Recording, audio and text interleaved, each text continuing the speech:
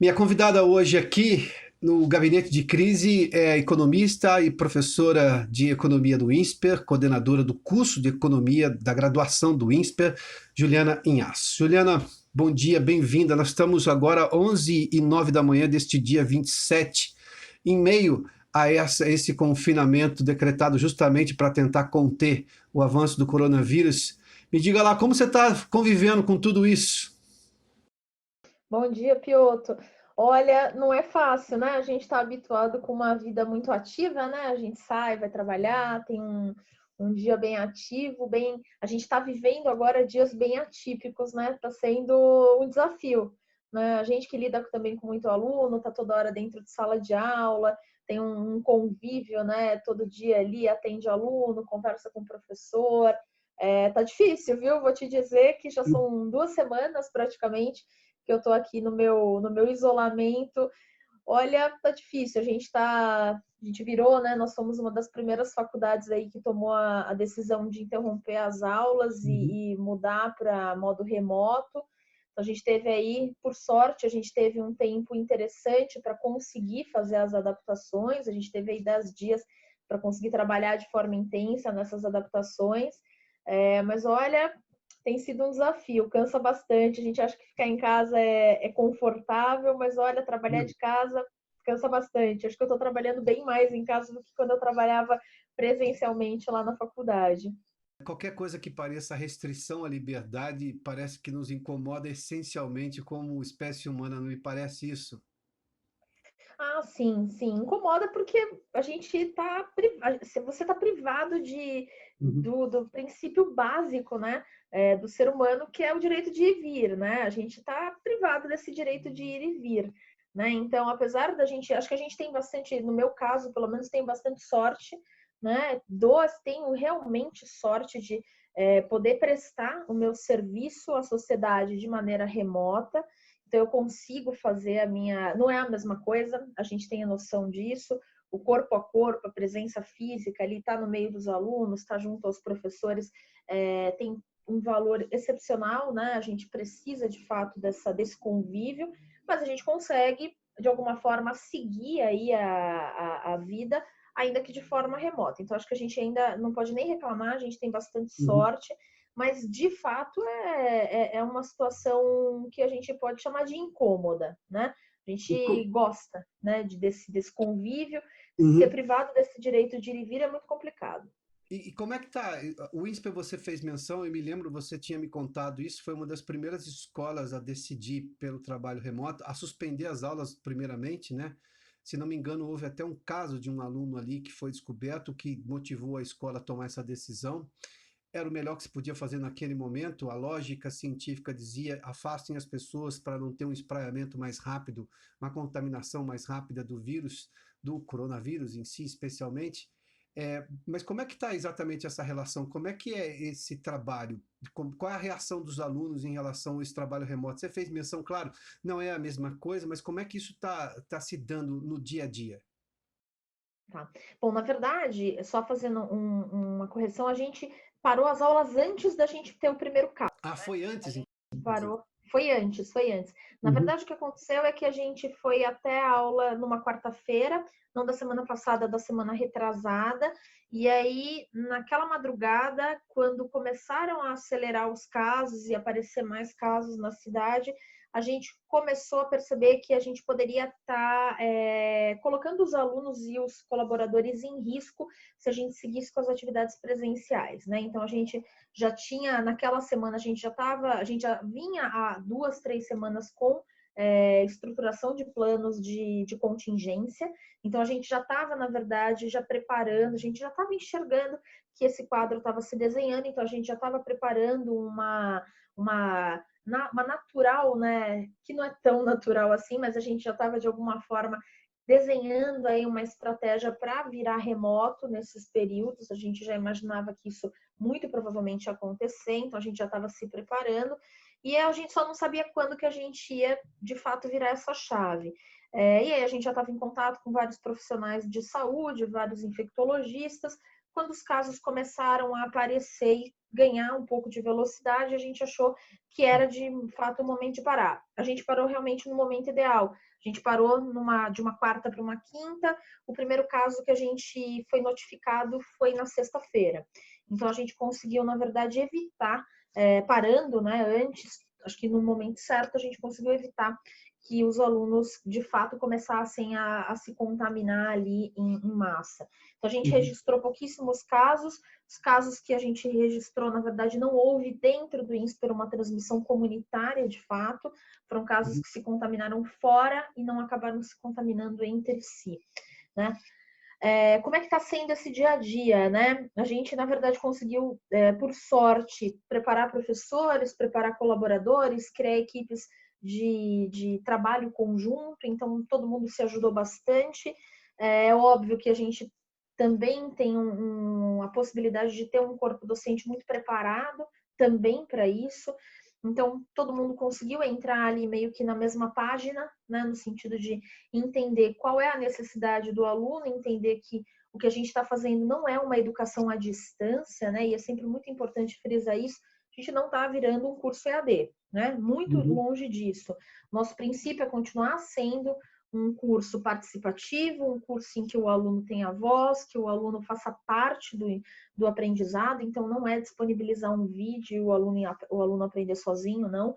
Ele continua sendo o foco do aprendizado. A diferença é que agora a gente, enquanto professor, a gente está entrando na vida do aluno de maneira remota, então a gente já não está mais se vendo tão de perto, a gente tem aí a tecnologia para ajudar a nos aproximar.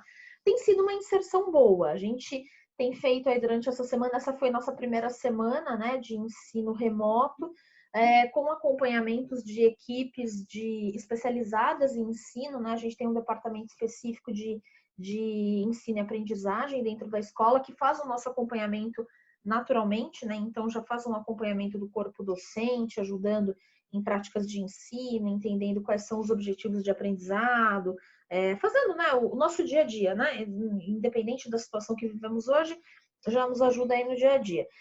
E nesse momento é fundamental, está sendo fundamental essa equipe para ajudar a gente a entender se a gente está conseguindo fazer esse reporte, né, do que é o ensino presencial para o ensino remoto. O que a gente está vendo aí nessa semana, pelo menos dos 4 primeiros dias, é uma participação intensa dos alunos. Na verdade, a gente tem até se surpreendido, tem alunos que no geral são muito quietos dentro da sala de aula, né, no presencial, e que estão se mostrando muito participativos, as adesões às aulas estão sendo muito boas.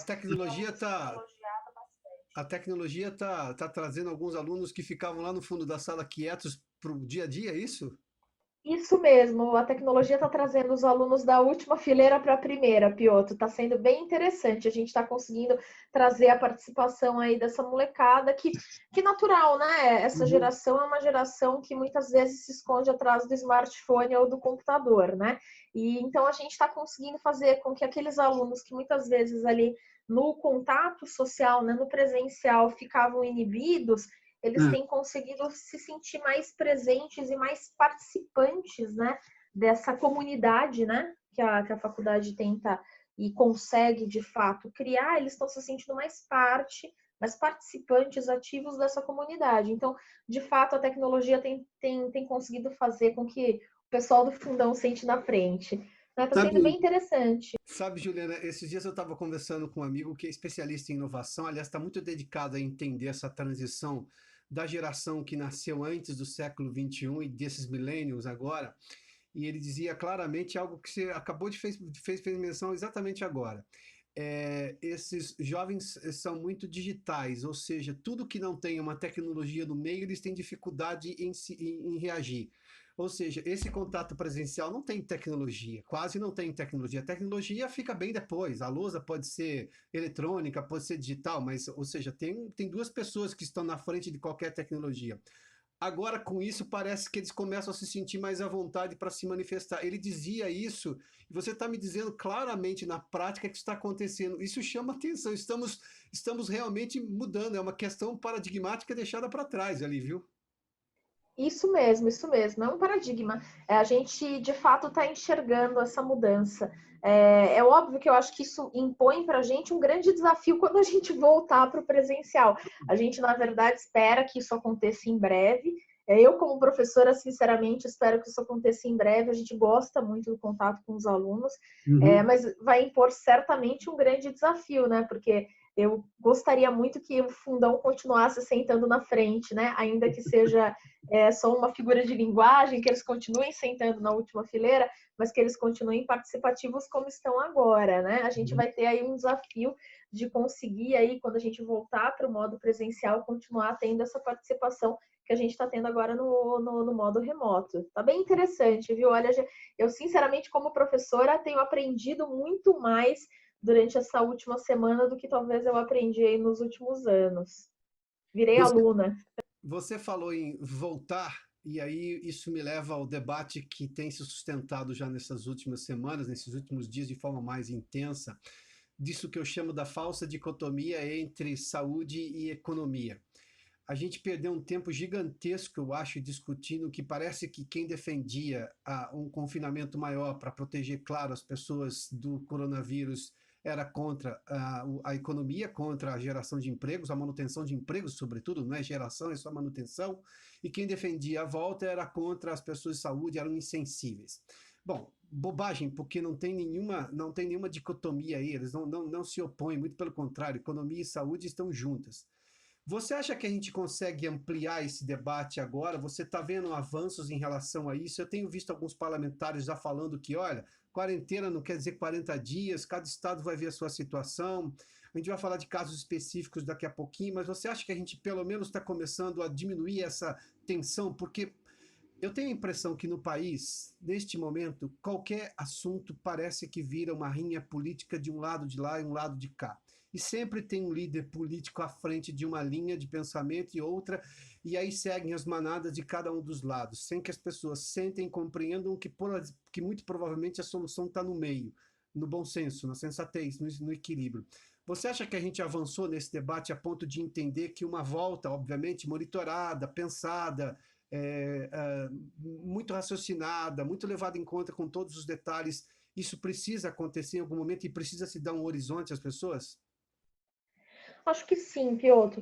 Eu acho que a gente está conseguindo, é óbvio, né? A situação é muito nova, né? A gente está vivendo um momento que a gente nunca viveu, né? Apesar da humanidade já ter vivenciado outros momentos parecidos, a gente vivenciou isso em economias que não existem mais, né? A gente vivenciou isso no começo do século passado, numa economia muito diferente da que a gente tem hoje, em contornos econômicos, sociais, geopolíticos muito divergentes. Então, assim, a gente, na verdade, está hoje lidando com uma situação que pode ser dita como uma situação inédita. Então, acho que a gente está, na verdade, aprendendo a vivenciar esse momento dia após dia, todo dia é diferente. E acho que o que aconteceu dentro desse período, e acho que é relativamente natural isso, é que ninguém tinha informação de nada. Então, como ninguém tem informação de nada, todo mundo atira para todo lado, tudo que é informação se desencontra, e aí isso vai criando aí um cenário que de fato ficou caótico. Como você mesmo coloca, agora a gente começa a ter não uma certeza, a gente continua tendo aí muitas incertezas, porque a gente não sabe até onde isso vai, mas algumas coisas já começam alguns cenários começam a ter contornos mais nítidos. Então é óbvio, a gente já tem aí um período de isolamento que aparentemente já começa a mostrar como é que as coisas ficam em alguns estados. Então, a gente já tem resultados claros? Não. A gente ainda não tem resultados nítidos, mas a gente começa a ter alguns indicativos de como é que esse isolamento funciona ou não funciona, quais são os resultados ou eventuais possíveis resultados que ele dá certo ou que ele não dá, quais são eventualmente as medidas que o setor de saúde pode tomar, que podem ser mais ou menos bem-sucedidas. Então, é óbvio que isso começa a possibilitar que a gente desenhe aí uma estratégia, de fato, para que a gente comece a reativar a economia. Eu concordo contigo que é muito complicado. Primeiro, acho que eu volto no começo da tua fala, Uhum. a gente não há possibilidade no Brasil de se dissociar ou se criar uma oposição entre o que é economia e o que é saúde. Pelo contrário, né? Não A estamos gente nessa está numa posição, não economia. temos eleições, eu concordo com você. Não temos como, né? A Uhum. gente tem, na verdade, um país no qual, se a gente esquecer um dos lados, o doente, o doente, né, no sentido de o brasileiro, ele vai morrer por um problema ou por outro. Ele vai sofrer por um problema ou por outro. Se a Uhum. gente só olhar para a economia, ele fica doente e ele padece pela saúde. Se a gente só olhar pela saúde, ele não vai ter comida em cima da mesa, ele padece pela economia. Então, a gente não pode, a gente tem que equilibrar os dois pratos aí ao mesmo tempo e de uma forma sábia. A gente tem que ter sabedoria de fato para conseguir levar os dois lados. Não dá para esquecer um só, né? Não dá para esquecer um e privilegiar o outro. Acho que num primeiro momento, é óbvio, as medidas, olhando para o lado da saúde, foram mais urgentes. Acho que criar o isolamento era fundamental para, no primeiro momento, até entender a dinâmica desse problema. Agora, cada estado vai ter que olhar o que está acontecendo aí dentro das medidas que foram tomadas, a efetividade que as medidas causaram. Então, como é que a gente desenha, né? Aquilo que foi feito, aquilo que a gente está conseguindo entregar, né? Então, a gente vê medidas claras sendo tomadas, por exemplo, em São Paulo, algumas medidas no Rio, outros estados começando a ter medidas um pouco mais duras ou menos, mais ou menos restritivas. Como é que isso está se desenhando em resultados para entender, Uhum. então, como é que a gente começa a voltar a uma normalidade. Difícil acreditar que a gente vai conseguir em algum lugar voltar a uma normalidade num curto espaço de tempo. Mas talvez a gente possa criar um plano de retorno à normalidade aos poucos, né? Pensando o que é prioridade, então quem deve continuar, talvez ficar em isolamento, quem deve continuar em isolamento, quem é que pode voltar à atividade produtiva, justamente para que a gente consiga minimamente equilibrar esses dois pratos ao mesmo tempo. Não deixar a população adoecer toda ao mesmo tempo, evitando que isso aqui vire uma nova Itália, mas ao mesmo tempo também não esquecer que a economia é importante, porque a gente infelizmente não tem o Uhum. dinheiro suficiente que países desenvolvidos têm para bancar a sua população durante muito tempo dentro de casa. Caso contrário, o brasileiro vai padecer de outro problema, né? Ele não fica doente de coronavírus, mas ele vai ter fome, ele não vai ter como pagar as suas contas. A gente cria aí talvez um problema generalizado que também é um grande problema para o brasileiro, né? Não é o coronavírus, mas esse problema econômico, essa crise econômica a qual a economia brasileira já padece e pode Uhum. padecer cada vez mais forte. Bom, você fez menção aí uma série de coisas, obviamente todas muito equilibradas de compensar as coisas. Quando eu defendi desde o começo que não se pode tirar o horizonte das pessoas, porque as pessoas são movidas à expectativa. E como a economia é feita de pessoas e pessoas são movidas à expectativa, a economia é movida à expectativa.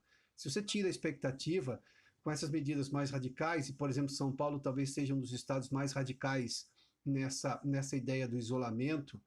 Ontem, inclusive, me chamou a atenção, eu li uma entrevista, uma reportagem com o secretário de Saúde, secretário do Estado, e ele dizia, ó, nós estamos estudando algumas medidas e o extremo seria a polícia estar nas ruas para restringir a liberdade das pessoas.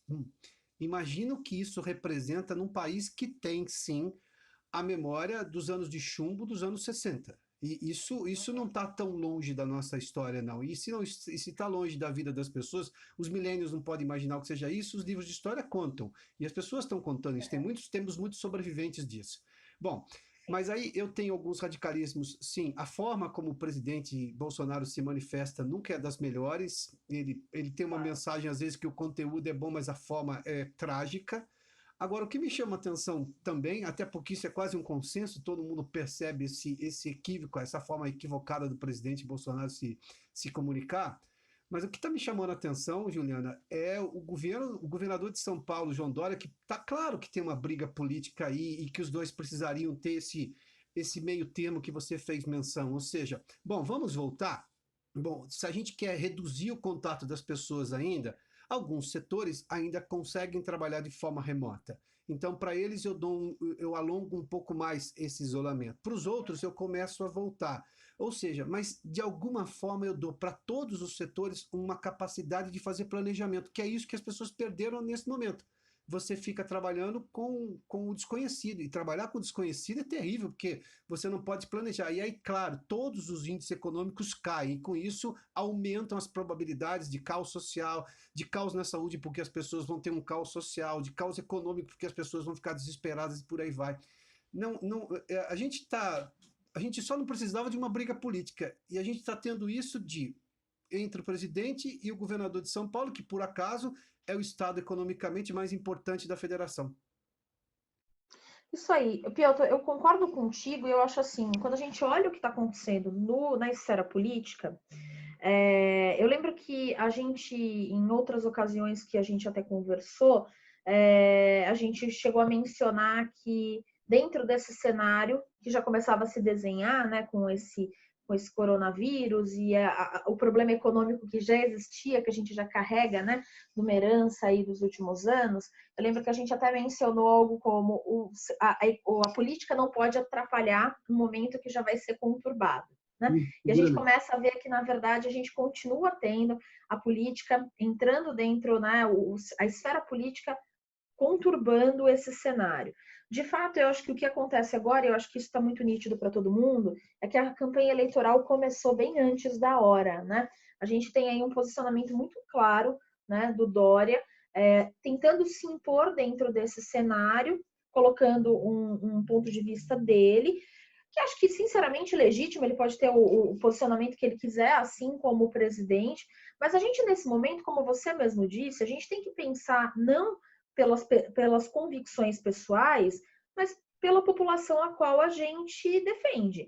E a gente tem que olhar a realidade a qual a gente está inserido. Né? Uhum. É óbvio, ninguém quer que a população brasileira adoeça, a gente não quer virar a Itália, existe uma preocupação muito grande com relação a isso.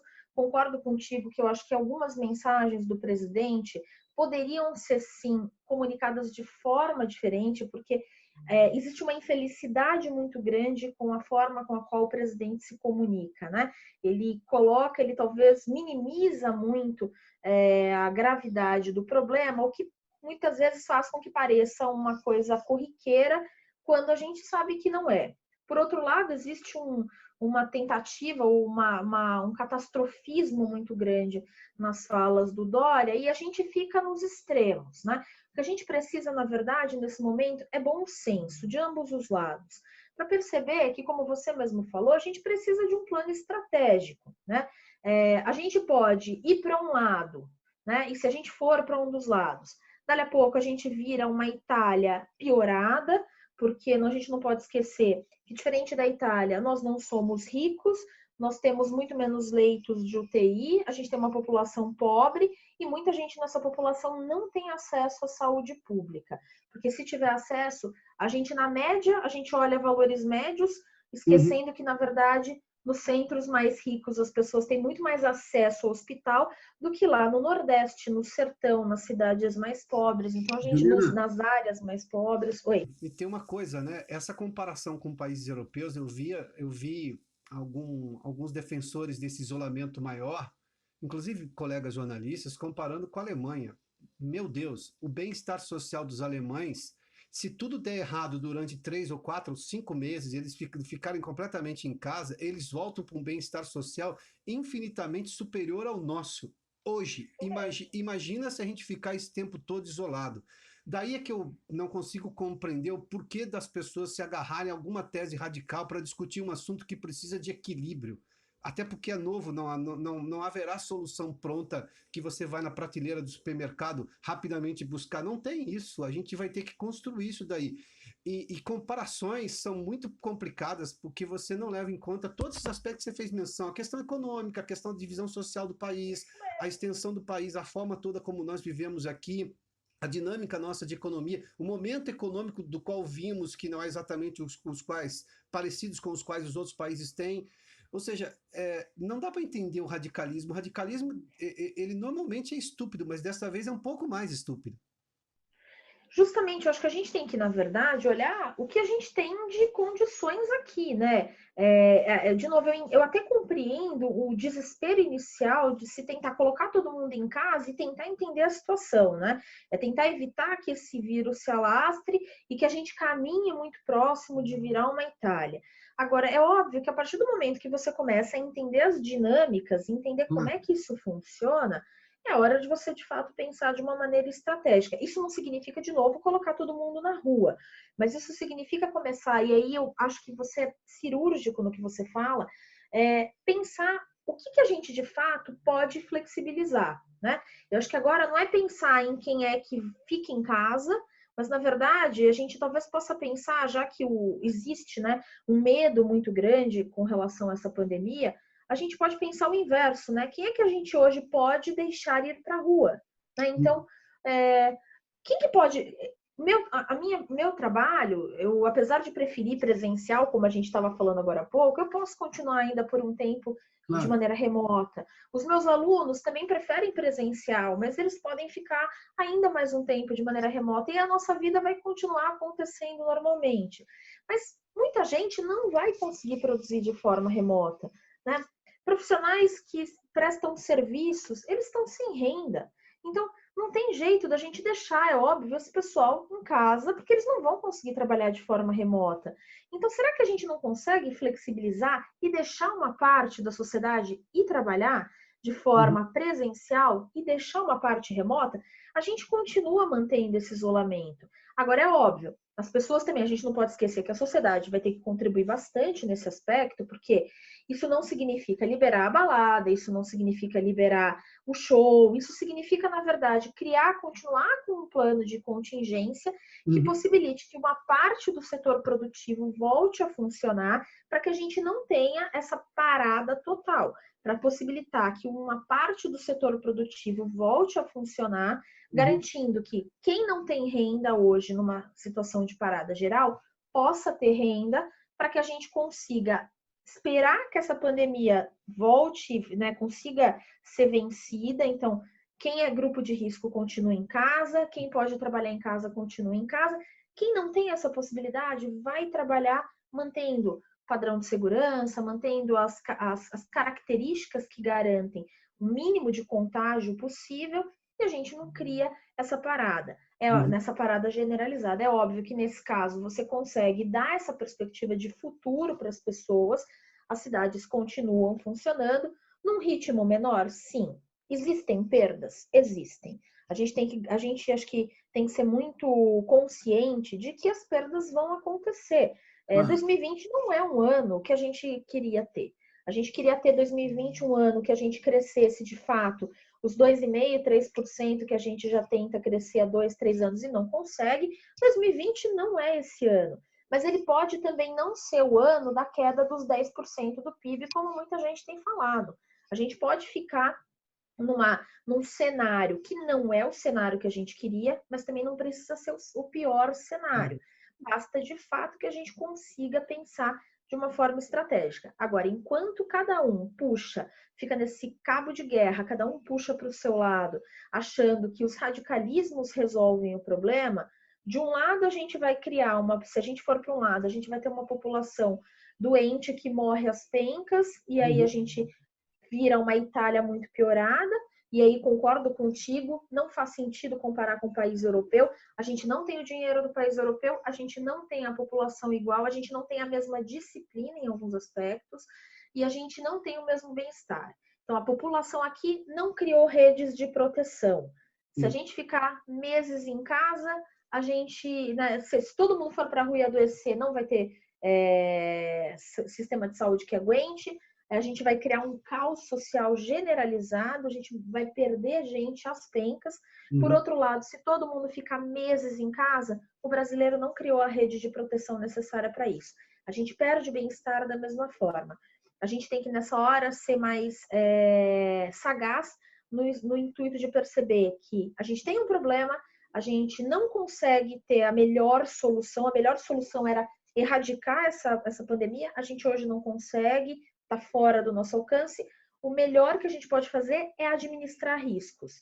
A administração do risco vai, de fato, passar por uma solução estratégica. É Uhum. pensar em quem fica em casa, pensar em quem pode ir para a rua, tentando, de alguma forma, reduzir os riscos dos dois lados. Enfim. É meio que na linha que provavelmente você já deve ter escutado bastante essa semana, de tentar pensar num isolamento que não é horizontal, ele é um Claro. isolamento vertical. Isso aí. É um plano de isolamento. Vai ficar isolado quem precisa, quem pode trabalhar em casa, e quem pode ir para a rua, vai trabalhar na rua, vai continuar a sua atividade econômica, tentando evitar ao máximo a proliferação. Eu acho que hoje o melhor que o Brasil pode entregar para o brasileiro, é o melhor que essa classe política poderia fazer. Enquanto cada um está pensando do seu lado, a gente vai continuar nesse imbróglio, né? De gente mandando o povo ir para a rua, gente mandando ficar em casa, o brasileiro não sabe o que faz, aí você começa a ver inúmeras brigas, inúmeras discussões, e a gente fica sem uma direção efetiva. E aí falta o que você mesmo falou, falta o direcionamento, falta alguém que mostre pra gente que, olha, tem luz no fim do túnel, né? Claro. Tem um caminho a se seguir. Juliana, brigadíssimo, viu? Eu costumo dizer que se tem alguma coisa melhor do que o capitalismo, que tem problemas ninguém mostrou ainda, se tem alguma coisa melhor do que a democracia, que tem problemas ninguém mostrou ainda, mas que melhor que sensatez não tem defeito e também não tem ninguém mostrando alguma coisa melhor. Ou seja, sensatez faz bem, né? Obrigado, querida, pela gentileza de me atender aqui, viu? Imagina, eu que agradeço o convite, Piotr. É sempre um prazer falar contigo, sempre um prazer poder discutir assuntos que sejam importantes para todos nós e sempre com esse olhar sensato, né? Trazendo bom senso, mostrando que não existem saídas mágicas, né? A gente já fala bastante isso há muito tempo, não existem soluções mágicas. O que existem são saídas que de fato vão fazer com que a gente consiga reduzir os custos sociais. Nessa hora a gente tem que agir como sociedade de uma forma, pensar de uma forma estratégica, pensar tirando os vieses que a gente tenha do lado político, até de pensamentos econômicos, a gente na verdade tem que pensar a serviço da sociedade. Acho que se todo mundo pensar assim, a gente consegue uma saída melhor e a gente consegue voltar a uma relativa normalidade de forma mais rápida. É um prazer falar contigo, espero te falar contigo outras vezes. Juliana, brigadíssimo, viu? Até mais. Até!